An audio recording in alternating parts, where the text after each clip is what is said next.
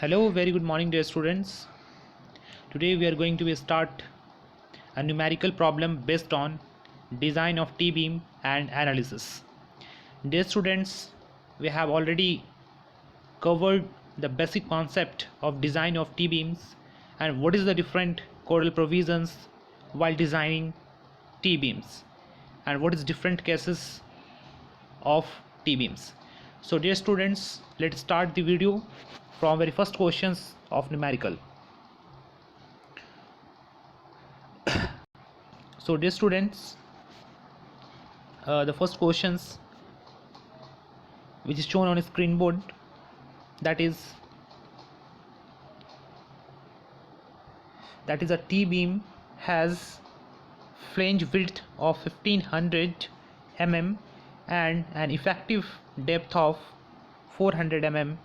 The slab thick is 100 mm and breadth of web is 230 mm. The beam is reinforced on tension side only with total steel area of 2000 mm square. Using LSM, that means limit state method, calculate limiting moment of resistance if M15 concrete grade to be used and mild steel grade steel is used.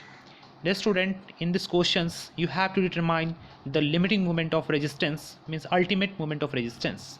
You have given the specifications in questions like flange width, that is 1500 mm, effective depth, that is a small d 400 mm, slab thickness, that is also written as df, depth of flange 100 mm, and area of steel 2000 mm square, that is AST, and M15 grade concrete, and MS, that means mild steel grade steel, means ferrous 250 steels. While solving such type of problems, while solving any type of numerical problem, you have to just write down the data which is obtained from the questions. So I would like to write the data or a specification which we obtain after reading the questions. So write the data first before calculating the another value. So that is width of flange which I got from questions 1500 mm, that is effective depth which is written as a small d, that is 400 mm, that is capital DF, that is also known as depth of flange 100 mm, that is BW, width of wave, that is 230 mm, that is AST, that is area of steel, that is written as capital A subscript AST 2000 mm square, and that is M15 grain concrete grade and FE 250 steel. The students, the question is like that: you have a flange thickness, that is a part of T-beam, you look like here, that is a flange and that is a web. In flange you have to given the flange width of flange, that is 1500 mm, and you have to give an effective depth, that is the distance between the bottommost tensile steel and the topmost flange width, topmost flange height, that is a small d, isn't it? That is depth of flange or thickness of slab, that is written as a depth of flange, isn't it? Width of web, that is that value, that is width of web, isn't it? AST, that means the area of steel which is provided in bottom zone of web, isn't it? And M15 grade concrete and FE 250 steel is used. That is a particular data which I obtained from the given questions. So now solve for the ultimate moment resistance. यहाँ तक हम लोगों ने देखा कि जो questions है उससे हमें क्या क्या डेटा ऑब्टेन हुए हैं उसको हम लोगों ने यहाँ पे रिटर्न किया, जैसे विड्थ ऑफ फ्लेंज है, इफेक्टिव डेप्थ है, डेप्थ ऑफ फ्लेंज है, विड्थ ऑफ वेब है, एरिया ऑफ स्टील है, M15 ग्रेड कंक्रीट है, FE 250 स्टील्स है, इन सारे वैल्यूज़ को हम लोगों ने यहाँ पे राइट किया। अभी तक हमने सिर्फ इतना ही किया है, यहाँ तक सिर्फ आप इतना समझिए अभी, ठीक है। अब आगे का जो प्रोसीजर्स है उसको हम देखेंगे कि कैसे कैलकुलेट करते हैं। तो आगे का जो रोड मैप है हमारा, उसके लिए हम जो कैलकुलेशन करेंगे, पहले निकालेंगे एरिया ऑफ स्टील फ्लेंज, कि जो फ्लेंज है उसमें एरिया ऑफ स्टील कितना होगा, और उसको AST से कंपेयर करेंगे, तो उससे हमें ये पता चल पाएगा कि जो हमारा XU है यानी अल्टीमेट जो डेप्थ है, सॉरी लिमिटिंग जो डेप्थ है हमारा न्यूट्रल एक्सिस डेप्थ और डीएफ से बड़ा है या डीएफ से छोटा है, तभी हम आगे का काम कर पाएंगे। इसलिए हमें सबसे पहले एएसएफ की वैल्यू को क्या करना पड़ेगा, कैलकुलेट करना पड़ेगा। तो आई होप कि जब आप प्रीवियस लेक्चर देखे होंगे, जब हमने जो बेसिक कॉन्सेप्ट है उसकी बात करी होगी, उस समय मैंने बताया था कि एएसएफ को कैसे कैलकुलेट किया जाता है। तो मैंने बताया था उस वक्त कि एएसएफ को कैलकुलेट करने के लिए 0.36 एफसी के width of flange into DF divide by 0.87 FI ये फॉर्मूला है, जहाँ पे एफसी के क्या है, कैरेक्टरिस्टिक स्ट्रेंथ है, जो कि डिपेंड करेगा ग्रेड ऑफ कंक्रीट पे। तो यहाँ पे M15 ग्रेड कंक्रीट दिया हुआ है, इसलिए एफसीके की वैल्यू कितनी होगी, 15 होगी। ठीक है, बाकी विड्थ ऑफ फ्लेंज क्वेश्चन में गिवन है, डेप्थ ऑफ फ्लेंज क्वेश्चन में गिवन है, और इल्ड स्टील जो कि डिपेंड करेगा टाइप ऑफ स्टील पे। तो यहाँ पे Fe 250 स्टील है, इसलिए यहाँ पे 250 रखें, सारे वैल्यू पुट किए और कैलकुलेट किए, जो हमारा वैल्यू आ गया 3724 mm²। ये क्या आ गया, एएसएफ की वैल्यू आ गई हमें।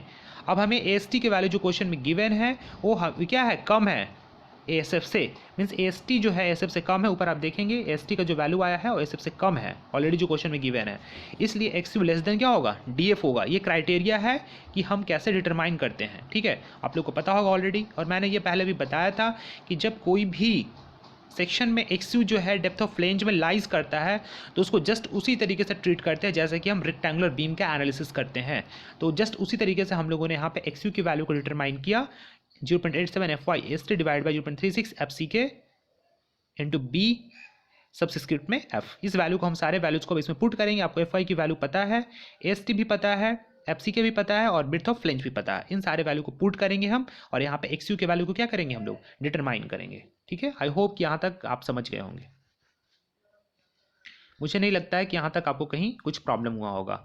अगर आप थ्योरेटिकल पार्ट भी देखे होंगे तो इस पार्ट को आप आसानी से समझ गए होंगे, और आई होप कि बहुत सारे स्टूडेंट इस टाइप के क्वेश्चंस को कर लिए होंगे, क्योंकि जब मैं कॉन्सेप्ट बता रहा था तभी मैं इन सारी चीज़ों के बारे में डिटेल्स में डिस्कस कर लिया था, ताकि आपको न्यूमेरिकल में प्रॉब्लम नहीं हो। फिर भी मैं न्यूमेरिकल बताता हूँ ताकि आप ये ना बोले कि सर ने मुझे नहीं बताया, क्योंकि मैं सारी चीज़ बता के चल रहा हूँ। आपको भी नहीं, आपको खुद करना पड़ेगा। अगर और भी अच्छा चाहते हैं आप जब तक खुद से नहीं करोगे तो आपके अंदर कॉन्सेप्ट नहीं आ पाएगा। ठीक है, तो इन सारे वैल्यूज़ को हम लोगों ने यहाँ पे पुट किया, क्योंकि आपको सबको वैल्यू पता है, इस वैल्यू में पुट कीजिए और यहाँ पे आपका वैल्यू आ गया 553.77 mm।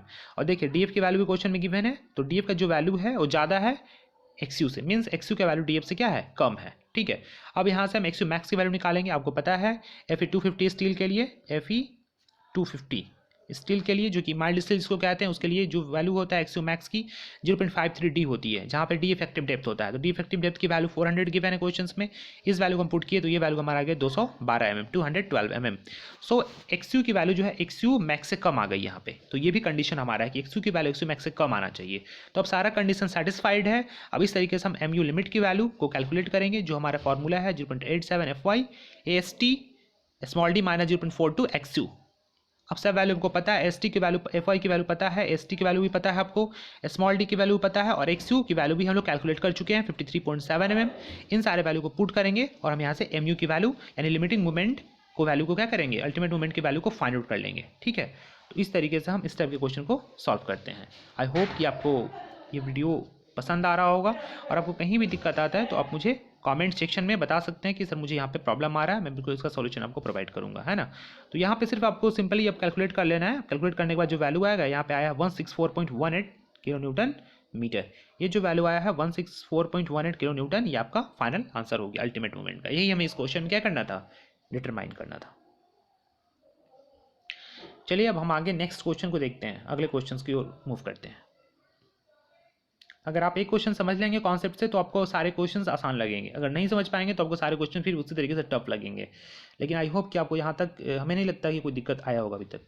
देखिए नेक्स्ट क्वेश्चन है, calculate the limiting moment of resistance of A following T beam, width of flange 1500 mm, width of F 300 mm, depth 600 mm, DF depth of flange 100 mm, AST area of steel 4500 mm square, M20 concrete and ferrous 450 steel. ठीक है, तो dear student, you have write down the given specification first. I am not written here because I already explained in previous questions. I am directly solving the questions right now. Okay, so you have to write the questions in you have write to data first, given a specification. After that you are going to be solve the questions. So first you have to write down the T beam having flange width, that is width of flange 1500, width of F 300 mm, depth of effective depth 600 mm, depth of flange 100 mm, that is AST 4500 mm square, M20 grade concrete and 415 steel. That is the given specification which I can got from questions. Okay, so in this type of question, first you can calculate the area of a steel flange so that you decide where neutral axis depth lies. I have already explained previous lecture how to calculate the value of ASF. So first you calculate the value of ASF, like right now 0.36 FCK, width of flange, depth of flange divided 0.87 Fy. You have to write down the formula in first, and after that you have to substitute the non-values. Non-values means what? FCK, that is depend upon totally grade of concrete. Here given question grade of concrete is M20, so FCK value is 20. Okay, so width of flange is already given in question, that is 1500, you put here, and depth of flange already given in question, that is 100, and you have to put here the grade of steel, because grade of steel is 415, that's why we put here Fy is equal to 415. After that, calculating all the values, you have to find 299.1.27 mm area of steel in flange. Okay, so you see here AST is equal to 4500 mm square, 4500 mm square, and here F is equal to 29991.27, means AST is greater than what? ASF. यहाँ पे जो आया है value, हम जो value को calculate किए हैं उसके बाद में हमारा जो ASF की वैल्यू आई है वो कम है, AST की वैल्यू ज़्यादा है, means in another words you can say AST is greater than ASF. AST की जो वैल्यू है वो ASF से क्या है? ज़्यादा है, मीन्स XU क्या होगा? ग्रेटर देन DF होगा. ठीक है, तो चलिए आगे हम और कैलकुलेट कर लेते हैं वैल्यूज़ को. आई होप कि यहाँ तक आपको समझ में आ गया होगा, है ना, क्योंकि ये टी बीम का जो क्वेश्चंस है वो आपका फार्मूला बेस्ड है. अगर आप जो थ्योरेटिकल कॉन्सेप्ट को समझ गए होंगे तो मुझे नहीं लगता कि यहाँ पे आपको कहीं दिक्कत आ रहा होगा. लेकिन अभी भी कहीं दिक्कत आ रहा है तो आप मुझे बता सकते हैं, कमेंट सेक्शन में कमेंट कीजिए, मैं बिल्कुल आपको इसका सोल्यूशन प्रोवाइड करूँगा. ठीक है, you don't worry about that. लेकिन आपको कॉपी में सॉल्व करना पड़ेगा, आपको मेहनत करना पड़ेगा. ठीक है, आप विदाउट सोचते हैं कि विदाउट सॉल्व किए हम सिर्फ PDF देख करके क्वेश्चंस को सॉल्व कर लें तो फिर मुझे नहीं लगता कि आप फिर क्वेश्चंस को समझ पाएंगे. तो फिर आप वही है लिख कर रट लीजिए किसी तरीके से, लेकिन आपको कॉन्सेप्ट के साथ समझना है तो आपको 2 बार 4 बार क्वेश्चन को बनाना पड़ेगा. ठीक है, विदाउट बनाए हुए आप नहीं समझ सकते हैं. तो देखिए यहाँ पे जो जैसा कि मैंने अभी कहा था आपको कि ST ग्रेटर देन क्या आया है, यहाँ पे SF आया है, मीन्स XU ग्रेटर देन क्या है, यहाँ पे DF है. अब यहाँ पे चलेंगे हम XU की वैल्यू को कैलकुलेट करेंगे, है ना. तो मैंने पहले बताया था कि जो फॉर्मूला XU की वैल्यू कैलकुलेट करने के लिए है 0.36 FCK width of wave into XU plus 0.45 FCK width of flange minus width of wave into DF is equal to 0.87 Fy ST. Same like है, यहाँ पे कॉम्प्रेसिव फोर्स को टेंसाइल फोर्स के बराबर इक्वेट करना है. चूंकि यहाँ पे 2 पार्ट होता है, फ्लेंज और वेव होता है, तो दोनों के कारण यहाँ पे कंप्रेसिव फोर्स आ रहा होता है, इसलिए हम यहाँ पे दोनों को राइट डाउन करते हैं, दोनों को ऐड कर देते हैं और इक्वेट कर देते हैं टेंसाइल स्टील के फोर्सेस के बराबर, है ना. तो देखिए आपका सारे वैल्यूज नॉन है, FCK के वैल्यू नॉन है, BW पता है आपको, FCK पता है जो कि ग्रेड ऑफ कंक्रीट पे है. मैं बार बार बता रहा हूँ जो ग्रेड ऑफ कंक्रीट है उतना ही वैल्यू FCK का होता है. आप लोग शुरू से पढ़ते हुए आ रहे हैं, शुरू से RCC के क्वेश्चन को सॉल्व करते हुए आ रहे हैं, तो आपको मुझे नहीं लगता है कि अब FCK के वैल्यू को बताने की जरूरत पड़ेगी मुझे. ब्रेड्थ ऑफ फ्लेंज दिया हुआ है, ब्रेड्थ ऑफ वेव दिया हुआ है, डेप्थ ऑफ फ्लेंज दिया हुआ है, AST दिया हुआ है, FY दिया हुआ है, ये सारे वैल्यू क्वेश्चन में गिवन है. इन सारे वैल्यूज को पुट कीजिए और XU के वैल्यू को कैलकुलेट कीजिए जो कि आपका है 252.18 mm. और अब कंपेरिजन कीजिएगा डेप्थ ऑफ फ्लेंज से, तो डेप्थ ऑफ फ्लेंज से ये बड़ा है. आप क्वेश्चन ऊपर में देखिए डेप्थ ऑफ फ्लेंज कितना दिया हुआ है, XU ग्रेटर देन DF आ रहा है, मीन्स हमारा जो अजम्पशन था वो करेक्ट है. अब हम कैलकुलेट करेंगे XU मैक्स की वैल्यू. तो XU मैक्स की value ferrous 415 grade of steel के लिए आपको पता होगा कि होता है 0.48 D. ठीक है, तो 0.48 D है, तो 0.48 जहाँ पे D इफेक्टिव डेप्थ है 600 mm क्वेश्चन में गिवन है, इस वैल्यू को कैलकुलेट करेंगे आगे 288 mm. ठीक है, यहाँ तक आई होप आपको समझ में आ गया होगा, कहीं दिक्कत नहीं है.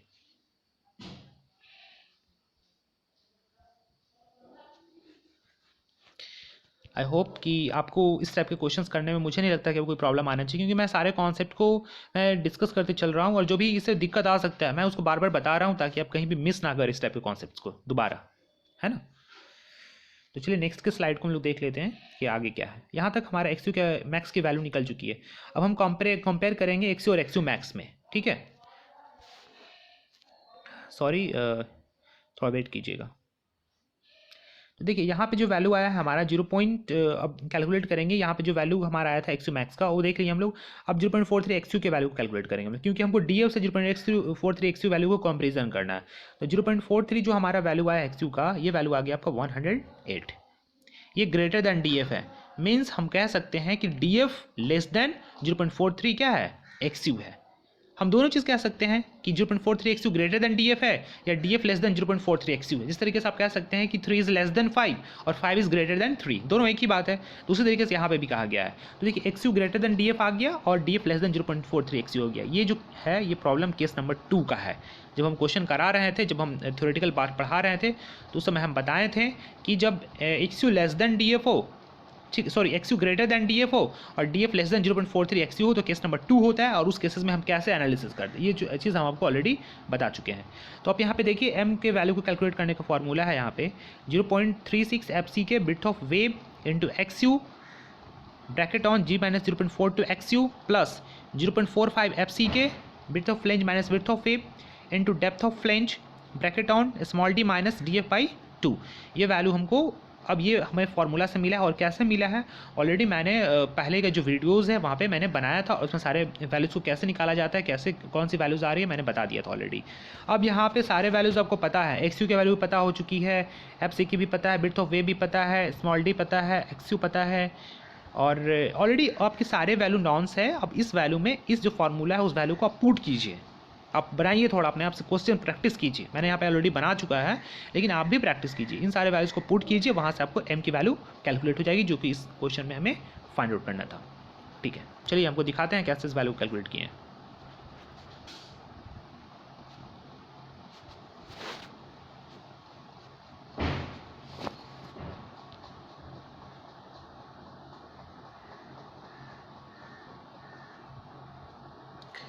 तो चलिए आपको दिखाते हैं कि इस वैल्यू को हमने कैसे कैलकुलेट किया है। देखिए आपको थोड़ा मेहनत करना पड़ेगा, है ना। मैं बार बार जब मैं पढ़ाता हूँ, जब मैं लेक्चर्स लेता हूँ तो आपको मैं बार बार कहता हूँ कि आप लोग RCC के क्वेश्चन को प्रैक्टिस कीजिए, है ना। ये कोई थ्योरेटिकल पार्ट नहीं है कि आप उसको देख लीजिए एक बार तो खत्म हो गया।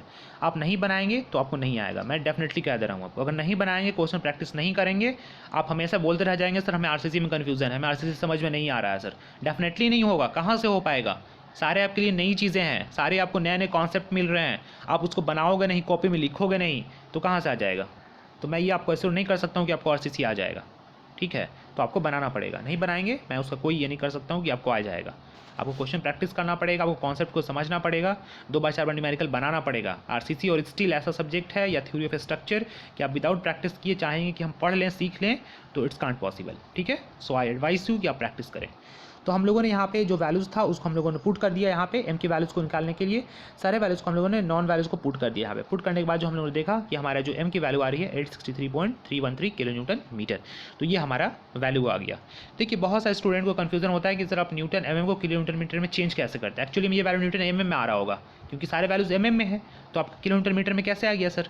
तो बहुत ही सिंपल है। देखो अब आप 1 किलो न्यूटन मीटर की अब बात करते हैं, 1 किलो न्यूटन मीटर को आप न्यूटन में कैसे चेंज करेंगे। जाहिर सी बात है कि आप किलो को चेंज करेंगे न्यूटन में तो 10⁻³ यहाँ पे लिखेंगे ना, क्योंकि 1 किलो में 10⁻³ होता है। अब यहाँ पे देखिए मीटर है, उसको mm में चेंज करना, तो क्या करेंगे 1 मीटर में 1000 mm 10⁻³ mm, तो 10⁻³ यहाँ मल्टीप्लाई करेंगे, यानी कितना आ गया 10⁻6 10⁻6 क्या न्यूटन mm, यानी 1 किलो न्यूटन मीटर में कितना हो गया 10⁻6 न्यूटन mm। तो आपको अब यूनिट कन्वर्जन करना है, यूनिट कन्वर्जन करना है। तो देखिए यूनिट कन्वर्जन करने के लिए बहुत ही आसान तरीका है, आपको मैं बता रहा हूँ। न्यूटन mm में जहाँ भी आप देखिए, ठीक है, न्यूटन mm में जो भी आपके क्वेश्चंस आते हैं जिससे कि आप सॉल्व करते हैं तो वहाँ पे आ जाता होगा आपका न्यूटन mm। अब आप टेंशन लेते होंगे सर किलो न्यूटन मीटर में कैसे होगा, है ना।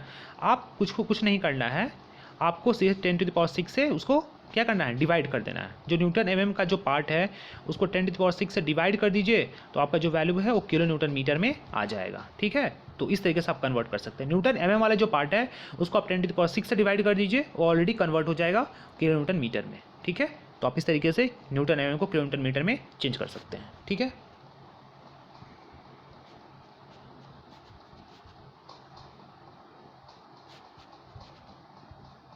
यूनिट कन्वर्जन समझ में आ गया वो कैसे होता है, क्योंकि 1 न्यूटन में 10⁻6 न्यूटन mm होता है, तो 1 न्यूटन mm में 1/10⁻6 किलो न्यूटन मीटर। ये मैंने लिख के भी बता दिया आपको। और कैसे होता है इन सिंपल वर्ड्स आप इतना समझ लीजिए कि जब भी आपका न्यूटन mm में आए कोई भी डेटा उसको किलो न्यूटन मीटर में चेंज करना है तो 10⁻6 से क्या कीजिए डिवाइड कर दिए 10⁻6 से, ठीक है। तो वैल्यू आपका किलो न्यूटन मीटर में चेंज हो जाएगा, ठीक है।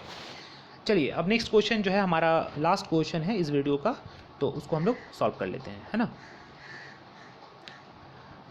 Late wait for new questions, थोड़ा सा वेट कीजिएगा ताकि मैं पहले इरेज कर लूँ, उसके बाद मैं आपको नेक्स्ट क्वेश्चन जो है उसको मैं बता सकूँ आपको, ठीक है।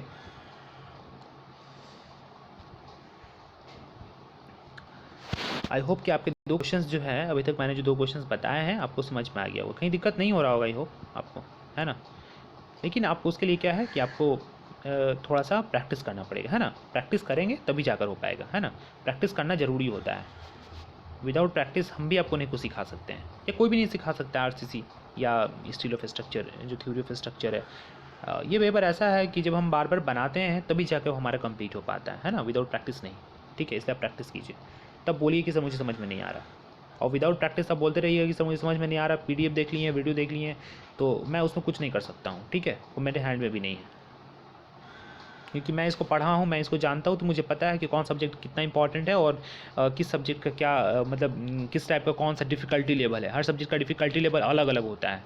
तो पूरे सिविल इंजीनियरिंग में RCC, design of steel structure, theory of structures, है ना, स्ट्रक्चरल एनालिसिस, है ना, डिज़ाइन ऑफ वाइब्रेशन सिस्टम, ये सब थोड़ा सा डिफ़िकल्ट सब्जेक्ट है। और डिफ़िकल्ट नहीं है, डिफ़िकल्ट हम लोग बना देते हैं कि प्रैक्टिस नहीं करते हैं, ठीक है। तो प्रैक्टिस कीजिए। चलिए नेक्स्ट क्वेश्चन है हमारा, अगला जो क्वेश्चन है हम देख लेते हैं कि किस तरीके से इस क्वेश्चन को सॉल्व करते हैं। अभी तक जो कॉन्सेप्ट था सेम था, ये भी उसी तरीके से कॉन्सेप्ट में है, लेकिन ये केस नंबर 3 का क्वेश्चन है, ठीक है। अब देखिए यहाँ पे निकालना है हमको, calculate ultimate movement of resistance of T beam, है ना, फॉर फॉलोइंग डेटा। आपको बार बार वही चीज़ देखने को मिल रहा है, सुनने को, कि विड्थ ऑफ फ्लेंज दिया हुआ है, डेप्थ ऑफ फ्लेंज दिया हुआ है। जस्ट लाइक उसी तरीके से यहाँ पे भी गिवन है, width of flange 1500 mm, depth of flange 100 mm, और यहाँ पे देखिए एक्चुअली में ये स्मॉल डी होगा, ठीक है। इफेक्टिव डेप्थ दिया हुआ है, ठीक है, 600 mm, और width of web 300 mm, M15 concrete grade, और फिर 415 स्टील, और एरिया ऑफ स्टील दिया हुआ है 3000 mm², और यहाँ पे स्मॉल डी की वैल्यू, सॉरी ये क्या दिया हुआ, अच्छा इसको हम लोग देख लेंगे, ठीक है। अभी पहले आप इतना समझिए, जो स्मॉल डी का वैल्यू दिया हुआ वहाँ पे ऊपर में ये जो वैल्यू दिया हुआ है आपका डेप्थ ऑफ फ्लेंज का, ये दिया हुआ है आपका 100 mm, वो तो ऊपर क्वेश्चन में दिया हुआ है, ठीक है। तो जो सारे वैल्यूज़ को पहले आप राइट डाउन कीजिए, जो डेटा दिया गया उसको पहले राइट डाउन कीजिए। मैं इसको डायरेक्टली बनाया क्योंकि इससे पहले जो मैं फर्स्ट क्वेश्चन बताया था उसमें सारे वैल्यूज़ को मैंने बता दिया था कि कैसे निकालना है ना। तो सबसे पहले आप जो दिया गया स्पेसिफिकेशन होता है ना उसको लिखना चाहिए पहले। आप लोग इनिशिएट कर रहे हैं, स्टार्ट कर रहे हैं क्वेश्चन को, अभी फर्स्ट टाइम पढ़ रहे हैं, तो आपको बार बार गिवन डेटा 10 बार 5 बार लिखिए, सारे क्वेश्चन में लिखिए, ताकि आपका जो डाउट है वो क्लियर हो जाए कि सर डेप्थ ऑफ फ्लेंज क्या होता है, विड्थ ऑफ फ्लेंज क्या होता है, इफेक्टिव डेप्थ क्या होता है, विड्थ ऑफ वेव क्या होता है। ये सारी चीज़ों को आप क्या कीजिए, बनाइए, उसको फिगर के थ्रू दिखाइए, तब जाके आपका जो क्वेश्चन है वो क्लियर हो जाएगा ऑलरेडी, ठीक है। तो यहाँ पे देखिए विड्थ ऑफ फ्लेंज क्वेश्चन में गिवन है ना, और सब कुछ डेटा जो गिवन है, तो एसएफ निकालने का फॉर्मूला क्या होता है, 0.36 FCK into width of flange into depth of flange divide by 0.87 FY।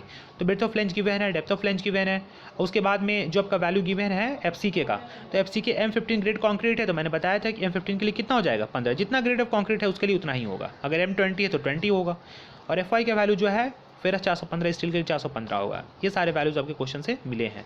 अब एसिफ की वैल्यू को कैलकुलेट करेंगे, जो कि आया है 2243.4 mm², 2243.4 mm² आया है। अब इसको एसटी से क्या कीजिएगा, कंपेरिजन कीजिएगा, तो देखिए एसटी का वैल्यू यहाँ पे आया है 3000, जो क्वेश्चन में गिवन है। तो यहाँ पे देखिए एसटी का वैल्यू जो आया है आपका एएसएफ से क्या है, बड़ा है। एक्चुअली में यहाँ पे एएसएफ होना चाहिए था डियर स्टूडेंट्स, ठीक है। यहाँ पे आप करेक्ट कर लीजिएगा, ये क्या होगा, एएसएफ होगा। एएसटी का वैल्यू जो है एएसएफ से बड़ा है यहाँ पे, मीन्स एक्सयू ग्रेटर दैन क्या होगा, डीएफ होगा, ठीक है। यही चीज़ यहाँ पे समझना था, ठीक है। तो यहाँ तक आई होप कि आपको कहीं दिक्कत नहीं होगा। ये पहले के जैसा ही यहाँ तक है, जैसे आप पहले निकालते थे वैसे ही यहाँ पे हम लोगों ने अभी भी निकाला है। बस थोड़ा सा जाकर आगे कॉन्सेप्ट चेंज होगा, क्योंकि ये केस नंबर 3 का क्वेश्चन है। लेकिन एएसएफ तक तो समझिए कि पहले के जैसा ही है। एएसएफ तक आपको कुछ नहीं करना है, जैसा पहले आप कैलकुलेट करते थे एएसएफ की वैल्यू को, वैसे ही हम लोगों ने यहाँ पे भी इसको कैलकुलेट किया है, ठीक है। आई होप कि आपको यहाँ तक मुझे नहीं लगता कि कहीं दिक्कत होगा, ठीक है। तो चलिए आगे देख लेते हैं कि क्वेश्चन को कैसे सॉल्व करेंगे और किस तरीके से वैल्यू को हम लोग एनालाइज करते हैं, बहुत ज़रूरी है आपके लिए, है ना। और देखिए डिज़ाइन ऑफ टी बीम का क्वेश्चंस एग्जामिनेशन में पूछ जाते हैं। क्वेश्चंस जो है एग्जामिनेशन में आते हैं, कुछ इससे थ्योरेटिकल पार्ट भी आते हैं, तो आपको जाना जरूरी है। अब देखिए यहाँ पे AST की वैल्यू ग्रेटर देन SF हो गई, ठीक है। इसको आप करेक्ट कर लीजिएगा, वहाँ पे लिखा हुआ है ST ग्रेटर देन ST, जो कि नहीं होगा। ST ग्रेटर देन क्या होगा, SF होगा। इसको एक बार कैलकुलेट आप इसको सही कर लीजिएगा, ठीक है। अब XU ग्रेटर देन DF आ गया हमारा, क्योंकि जब AST ग्रेटर देन ASF होता है तो यही क्राइटेरिया कि XU ग्रेटर देन DF होगा। ऐसा हम क्यों करते हैं, क्योंकि हमें ये पता चल सके कि हमारा जो न्यूट्रल एक्सिस डेप्थ है वो वेब में लाइज कर रहा है कि फ्लेंज में लाइज कर रहा है, ठीक है। तो चलिए अब XU की वैल्यू को हम लोग डिटरमाइन कर लेते हैं। तो XU की वैल्यू को डिटरमाइन करने के लिए जो फार्मूला है, जो मैंने प्रीवियस क्वेश्चन में यूज़ किया था, वही फार्मूला यहाँ पे भी यूज़ करना है। ये फार्मूला आपको पता होगा ऑलरेडी, है ना। पहले मैं जब बता रहा हूँ तब ये फार्मूला मैंने लिखा भी था और उसको बताया भी था कि किस तरीके से फार्मूला आ रहा है। अब देखिए जो वैल्यू आपका नॉन है, मैं बार बार कह रहा हूँ, इसमें कोई दिक्कत नहीं है, सब वैल्यू नॉन है आपके क्वेश्चन पे गिवन है, उसको पुट कीजिए और यहाँ से आप XU की वैल्यू को क्या कीजिए, कैलकुलेट कीजिए, क्योंकि XU ही वैल्यू एक इसमें अननोन टर्म है, ठीक है। बाकी सारे वैल्यूज इसमें नॉन है, ठीक है। सारे वैल्यूज़ को यहाँ पे पुट कीजिए और यहाँ पे देखिए FCK के वैल्यू में कन्फ्यूज नहीं होगी, डिपेंड करेगा ग्रेड ऑफ कॉन्क्रीट पे। तो दिया हुआ ग्रेड ऑफ कॉन्क्रीट M15, तो यहाँ पे क्या लिए हम लोग 15 ले लिए, ठीक है, कहीं दिक्कत नहीं है इसमें। बाकी और डेटा आपको क्वेश्चन में गिवन है। FY का वैल्यू ग्रेड ऑफ स्टील पे डिपेंड करेगा, जो कि 415 है, तो यहाँ पे क्या कर लिए हम लोग 415 ले लिए, यहाँ तक कोई दिक्कत नहीं है आपको, है ना। तो XU देखिए, अब DF जो हमारा क्वेश्चन में गिवन है, देखिएगा कंपेयर कीजिएगा, तो XU जो है हमेशा ग्रेटर देन DF आ रहा है इस क्वेश्चन में, है ना। XU की वैल्यू DF से बड़ा आ रहा है, ठीक है। तो यहाँ तक आपको आई होप कि क्लियर हो गया होगा, ठीक है। इस तरीके से हम कंपेयर कर लेंगे। जब XU ग्रेटर देन DF आ गया है तो यहाँ पे अब देखिए ये जो न्यूट्रल एक्सिस डेप्थ है वो कहाँ पे लाइज कर रहा है, वेब में लाइज कर रहा है, ठीक है। जब XU लेस देन DF आता तो फ्लेंज में लाइज करता, लेकिन यहाँ पे तो वैल्यू आ गया XU ग्रेटर देन DF। तो जा करके यहाँ पे हम और एक कंपेरिजन करेंगे, वो कंपेरिजन जो होगा 0.43 XU से होगा कि अब DF का जो वैल्यू है 0.43 XU से ज़्यादा है कि DF का वैल्यू 0.43 XU से कम आ रहा है। इस केस को अब यहाँ पे हम डियर स्टूडेंट देखेंगे। तो चलिए आपके साथ ही हम लोग अभी निकाल लेते हैं कि अब जो 0.43 XU की वैल्यू वो कितना आ रही है ना। अगर DF की वैल्यू 0.43 XU से कम है तो हम लोग DF के वैल्यू को लेकर ही हम लोग आगे की ओर प्रोसीड करेंगे। लेकिन DF की वैल्यू 0.43 XU से ज़्यादा है तो मैंने आपको बताया था कि वहाँ पे कोडल प्रोविज़न अलाउड हो जाता है ना। तो वही चीज़ यहाँ पे है, देखिए यहाँ पे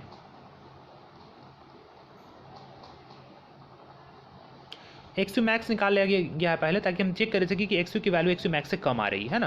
तो 0.48 D होता है, फिर 415 स्टील के लिए आपको पता ही होगा, और यहाँ पे 0.48 और D की वैल्यू कितना है 540 है, ठीक है डियर स्टूडेंट। एक्चुअली में जो क्वेश्चन में गिवन था डियर स्टूडेंट कैपिटल D दिया हुआ था, कैपिटल D वहाँ पे आप एक करेक्शन कर लेना, वहाँ पे मैं गलती से बता दिया था, वहाँ पे दिया हुआ था कैपिटल D, ठीक है ना। 600 दिया हुआ था, है ना, 600 दिया हुआ था कैपिटल D की वैल्यू, और यहाँ पे इफेक्टिव कवर दिया हुआ था, है ना। मैंने बताया था कि बीम में कवर दिया जाता, जो कि यहाँ पे 60 दिया हुआ था, है ना, 60 दिया हुआ था। तो आप यहाँ पे इफेक्टिव डेप्थ की वैल्यू कैसे निकालेंगे, इफेक्टिव डेप्थ का क्या होगा, total depth minus effective cover जो आपका दिया हुआ है ना, D माइनस D। तो वही 600 माइनस क्या कर दिया गया है, यहाँ पे 60 कर दिया गया है, तो यहाँ पे 540 आ गया है, ठीक है। किसका वैल्यू, स्मॉल d की वैल्यू, है ना। तो स्मॉल d की वैल्यू कैसे कैलकुलेट करेंगे, टोटल डेप्थ में से हम लोग इफेक्टिव डेप्थ का जो सॉरी इफेक्टिव कवर का जो वैल्यू उसको घटा देंगे, वहाँ से निकल गया है। यहाँ पे कुछ चीज़ें छूट गई हैं जो आप लिख लीजिएगा यहाँ पे, ठीक है ना।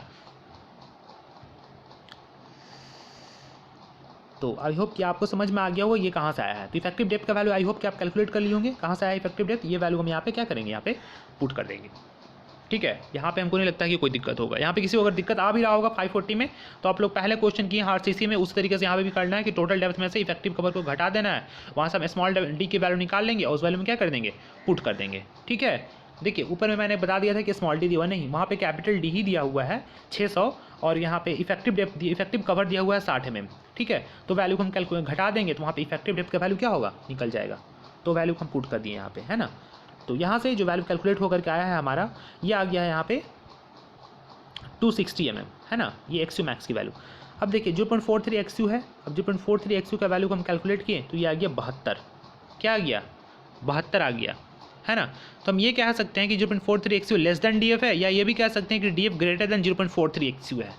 ये जो कंडीशन आ गया हमारा XU ग्रेटर देन DF का और DF ग्रेटर देन 0.43 XU, ये हमारा केस नंबर 3 आ गया, ठीक है। तो यहाँ पे मैंने बताया था कि जब केस नंबर 3 आ जाता है तो वहाँ पे हम DF की वैल्यू को YF से क्या करते हैं, रिप्लेस कर देते हैं। और हम YF की वैल्यू को कैसे कैलकुलेट करते हैं, एज़ पर IS 456/2000, ये कहाँ से आया है, एज़ पर IS 456/2000। तो ये जो वैल्यू है हम लोग एज़ पर IS 456/2000 के अकॉर्डिंग जो YF का वैल्यू होता है 0.15 XU प्लस 0.65 क्या DF, ये वैल्यू होता है एज पर IS 456/2000। तो आपका जो वैल्यू आया है एक्स का वैल्यू इसमें पुट कर दीजिए और सारे वैल्यू को कैलकुलेट करने के बाद अब YF की वैल्यू को कैलकुलेट की तो YF की वैल्यू 90.29 आया है। और याद रहे कि YF का वैल्यू हमेशा DF से कम आना चाहिए। तो DF का जो वैल्यू है क्वेश्चन में देखना आप, वो वैल्यू जो है ये क्या है, YF जो है हमेशा DF से कम आ रहा है यहाँ पे, यानी 90.29 लेस देन DF आ रहा है। ठीक है, मतलब हमारा कंडीशन सेटिस्फाई है। YF का वैल्यू ग्रेटर देन DF नहीं आना चाहिए, है ना, हमेशा लेस देन DF आना चाहिए। अब हमारा YF का वैल्यू क्या हो गया, निकल गया। और जब YF का वैल्यू निकल गया तो जब हम अल्टीमेट मोमेंट निकालेंगे तो वहाँ पे हम क्या करेंगे, YF के वैल्यू को क्या करेंगे, सब्सटीट्यूट करेंगे मोमेंट निकालने के लिए। पहले हम DF का करते थे केस नंबर 2 में, और यहाँ पे DF की जगह पे क्या करेंगे, यूज YF का वैल्यू पुट करेंगे। ठीक है,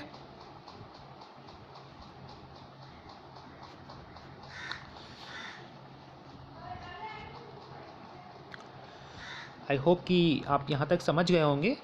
ये केस नंबर 3 था। अभी तक हम केस नंबर 1, 2 और ये केस नंबर 3 की ओर मूव कर रहे थे ना। तो केस नंबर 3 पे भी हम लोगों ने क्वेश्चन देख लिया है।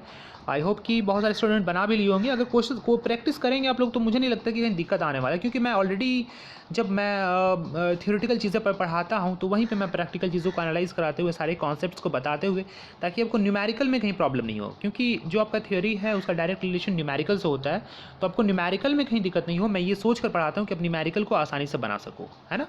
तो इसलिए मैं बार बार बताता हूँ कि आप थ्योरेटिकल जो चीज़ें जब पढ़ाई होती हैं तो उस समय आप चीज़ों को समझा करें, है ना। जब तक आप नहीं समझोगे कॉन्सेप्ट्स को तो आप क्वेश्चन नहीं कर पाओगे, है ना। मैं बार बार बताता था कि जब केस नंबर 3 आता है, यानी तो अगर DF ग्रेटर 0.43 XU आता है तो वहाँ पे हम YF से रिप्लेस कर देते हैं और YF का वैल्यू इतना होता है, एज पर IS कोड आता है। ये मैं बार बार बताता था। YF का वैल्यू लेस देन DF होना चाहिए। ये सारी चीज़ें मैं बार बार बताता था आपको। तो वही चीज़ यहाँ पे भी है। और अब मैं इसके बाद में अब डायरेक्ट मैं MU की वैल्यू को कैलकुलेट करूँगा, क्योंकि सारे वैल्यूज हमें नॉन है, सारे वैल्यू मुझे पता चल चुके हैं। अब यहाँ पे हम लोग उस वैल्यू को क्या करेंगे, डिटरमाइन कर लेंगे। देखिए MU का जो निकालने का फॉर्मूला होता है, ये होता है 0.36 FC के width of web XU D minus 0.42 XU plus 0.45 FC के width of flange minus width of web into YF और bracket on D minus YF/2। तो आप यहाँ पाएंगे कि जो केस नंबर 2 और केस नंबर 3 में डिफरेंसेस क्या है डियर स्टूडेंट, यहाँ पे सिर्फ यहाँ पे DF की जगह पे YF को रिप्लेस किया गया है केस नंबर 2 और 3 में। ठीक है, तो केस नंबर 2 क्या होता था कि XU ग्रेटर देन DF होता था और DF लेस देन 0.43 XU होता था, वही होता था ना। तो वहाँ पे एज इट इज़ हम लोग DF की वैल्यूज को पुट करके निकाल लेते थे। लेकिन जब XU की वैल्यू ग्रेटर दैन 0.43 XU आती है, उस केसेस में हम लोग DF की वैल्यू को YF से रिप्लेस कर देते हैं। ये मैं बार बार बता रहा हूँ आपको। तो ये मैंने सब्सटीट्यूट कर दिया YF की वैल्यू को। अब सारे वैल्यूज़ आपको पता है, इस वैल्यूज़ में आप पुट कर दीजिए और यहाँ पे वैल्यूज़ को क्या कर दीजिए, निकाल लीजिए। फिर से मैं एक बार आपको यूनिट कन्वर्जन से बता देता हूँ। ये वैल्यूज़ न्यूटन MM में आएगा, उसको किलो न्यूटन मीटर में चेंज करने के लिए आप न्यूटन MM वाले जब आपका वैल्यू आता है न्यूटन MM में, ठीक है, तो आप उसको कुछ नहीं करना है। जो वैल्यू आपका आता है न्यूटन MM में, उसको 10⁶ से डिवाइड कर दीजिए। 10⁶ से क्या कर दीजिए, डिवाइड कर दीजिए। तो जो आपका वैल्यू आएगा वो किलो न्यूटन मीटर में क्या होगा, कन्वर्ट हो जाएगा। ठीक है, ये मैं आपको बता रहा हूँ। कहीं भी दिक्कत है मुझे आप बता सकते हैं। और यूनिट कन्वर्जन कैसे आया है मैं फिर एक बार बता देता हूँ। 1 किलो न्यूटन मीटर बराबर कितना न्यूटन MM में आप लिख सकते हो। पहले तो आप किलो को चेंज करो, 1 किलो में कितना होता है 10⁻3। अब देखो फिर मल्टीप्लाई करो, 1 मीटर में कितना mm, 10⁻3 mm यानी 1000 mm। तो 10⁻3 लिख देते हैं हम लोग, है ना, 10⁻3। तो 10⁻3 हो गया, ये क्या हो गया, कन्वर्ट न्यूटन MM में, यानी 1 किलो न्यूटन मीटर बराबर 10⁶ न्यूटन MM, है ना। तो न्यूटन MM में चेंज करना है तो क्या कीजिएगा आप 10⁶ से डिवाइड कर दीजिए तो कन्वर्ट हो जाए किस में, किलो न्यूटन मीटर में। आई होप कि आप ये वीडियोस आपको अच्छा लगा होगा और अब बहुत कुछ आपको इसमें जानने को मिला होगा। यूनिट कन्वर्जन है या केसेस नंबर 1 का क्वेश्चन था, केसेस नंबर 2 का क्वेश्चन था या केसेस नंबर 3 का क्वेश्चन था। आपको बहुत कुछ इसको ये जो वीडियोज़ है, ये जो लेक्चर्स है, इससे आपको बहुत सारी चीज़ें क्लियर हो गई होंगी। I hope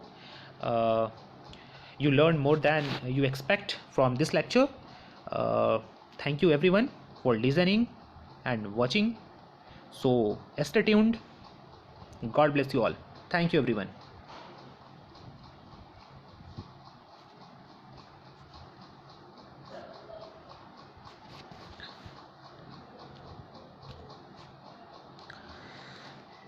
thank you everyone. अगर आपको कहीं प्रॉब्लम है तो आप मुझे कमेंट कर सकते हैं, इसका सलूशन बिल्कुल आपको प्रोवाइड किया जाएगा।